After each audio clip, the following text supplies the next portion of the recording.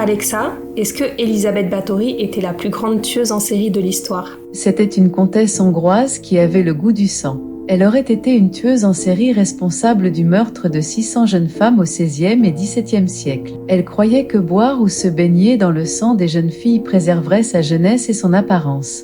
Comme l'a expliqué mon assistante virtuelle, Elisabeth Báthory serait une des plus grandes meurtrières de l'histoire. Elle est née en août 1560 en Hongrie. Elisabeth a été mariée jeune, vers 13 ans, et avec son mari, ils régnaient par la terreur. Ils marquaient leur sujet au fer rouge, ils fouettaient leurs servantes, et certaines auraient même été dépecées. On dit que la comtesse possédait un cercueil clouté appelé la Vierge de Fer, dans lequel elle enfermait ses victimes pour les saigner.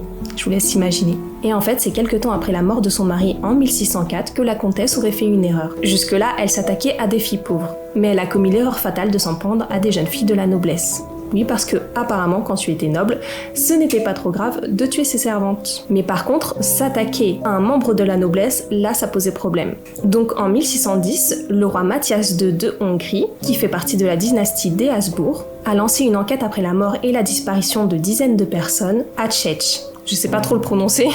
En gros, il a lancé une enquête dans la ville où vivait Elisabeth Báthory. Finalement, le témoignage de plusieurs personnes amène à l'arrestation et à l'emprisonnement d'Elisabeth Báthory. Son statut de noble l'a protégée de toute poursuite. Elle n'a même pas été reconnue coupable des crimes, alors que certaines personnes qui étaient à son service ont été condamnées pour des actes de violence envers des jeunes femmes. Elisabeth Báthory est tout de même restée emprisonnée dans une cellule de son château jusqu'à la fin de sa vie en 1614. Mais cette histoire est de plus en plus remise en cause par les historiens. Certains la considèrent comme une folle meurtrière, mais d'autres la voient comme un pion qui a été incriminé par sa famille et par ses proches dans le but de mettre la main sur ses possessions. D'ailleurs, certains parlent même qu'il pourrait s'agir d'un complot venant des Habsbourg eux-mêmes. La comtesse pourrait faire partie en fait de toutes ces femmes riches ou intelligentes qui ont été victimes d'accusations, d'infamie ou de manipulation de l'opinion publique contre elle. C'est possible que les crimes aient été commis, mais ils ont peut-être aussi été exagérés. Alexa, l'histoire d'Elisabeth Báthory est une légende ou est une histoire vraie? Je ne sais pas comment vous aider.